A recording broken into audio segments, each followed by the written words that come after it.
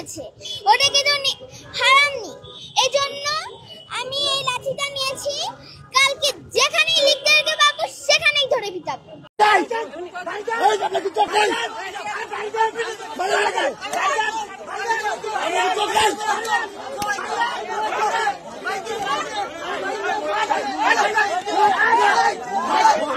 আমরা এই সন্ধ্যার পর থেকে খুঁজতেছি এই সন্ত্রাসী লীগ, খুনি হাসিনার লীগ, এরপর হলো হচ্ছে খুনি হাসিনার মানে যত লীগ আছে এই সব লীগরে খুঁজতেছি।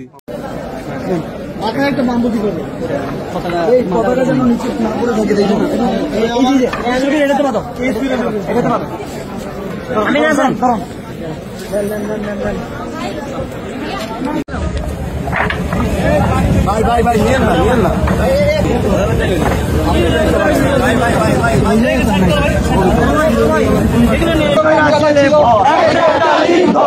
দর্শক, যেমনটি দেখছেন যে ছাত্র শিবিরের যে সকল নেতাকর্মী রয়েছে তারা কিন্তু বিভিন্ন স্লোগান দিচ্ছে। ছাত্র শিবিরের নেতাকর্মীরা তারা বিভিন্ন স্লোগান দিচ্ছে।